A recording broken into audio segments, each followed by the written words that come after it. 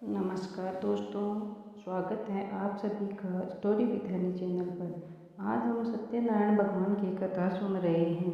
हिंदू धर्म में भाद्रपद मास की पूर्णिमा तिथि सबसे खास मानी जाती है और इस पूर्णिमा से श्राद्ध पक्ष शुरू हो जाते हैं जो अश्विन की अमावस्या तक चलते हैं। भाद्रपद पूर्णिमा के दिन व्रत भी रखा जाता है और इस दौरान भगवान सत्यनारायण की कथा सुनी जाती है, जो आज हम आपको बताने जा रहे हैं।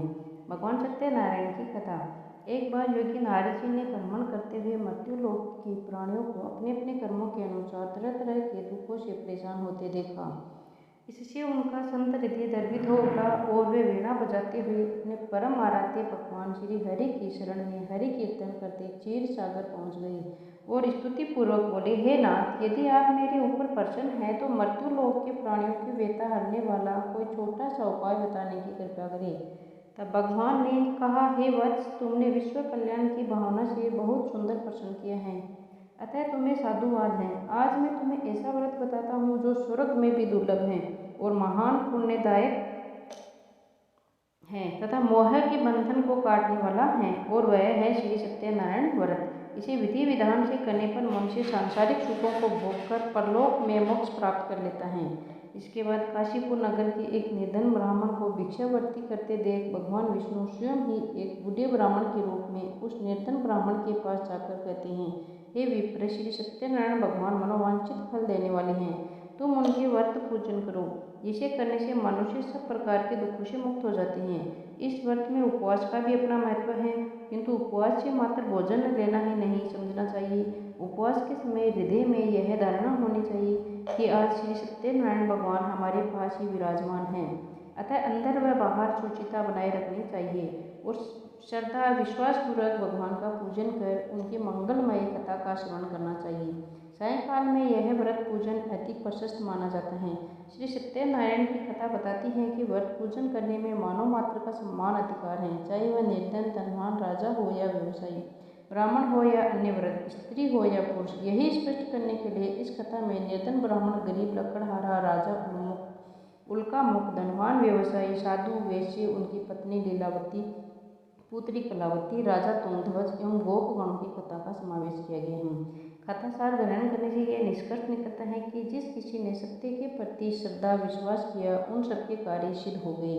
जैसे लकड़हारा, गरीब ब्राह्मण, उल्कामुख, गोपगणों ने सुना कि यह व्रत सुख, सौभाग्य, संतति, संपत्ति सब कुछ देने वाला है, तो सुनते ही श्रद्धा, भक्ति तथा प्रेम के साथ सत्य व्रत का आचरण करने में लग गए और फलस्वरूप यह लौकिक सुख भोग कर परलोक के मोक्ष के अधिकारी हुए।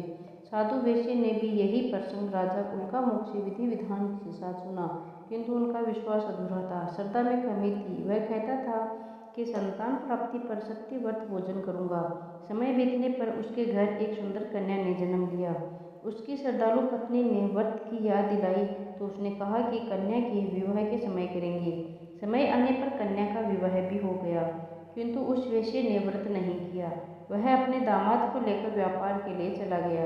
उसे चोरी के आरोप में राजा चंद्रकेतु द्वारा दामाद सहित कारागार में डाल दिया गया। पीछे घर में भी चोरी हो गई। पत्नी लीलावती व पुत्री कलावती भिक्षावृत्ति के लिए विवश हो गई। एक दिन कलावती ने किसी विप्र के घर श्री सत्यनारायण का पूजन होते देखा और घर आकर माँ को बताया। तब माँ ने अगले दिन श्रद्धा से व्रत पूजन कर भगवान के पति और दामाद के शीघ्र वापस आने का वरदान मांगा। श्री हरि प्रसन्न हो गए और शोपन में राजा को दोनों बंदियों को छोड़ने का आदेश दिया। राजा ने उनका धन धान्य तथा प्रचुर द्रव्य देकर उन्हें विदा किया। घर आकर पूर्णिमा और संक्रांति को सत्यव्रत का जीवन पर्यंत आयोजन करता रहा। फलतः सांसारिक सुख भोगकर उसे मोक्ष प्राप्त हुआ।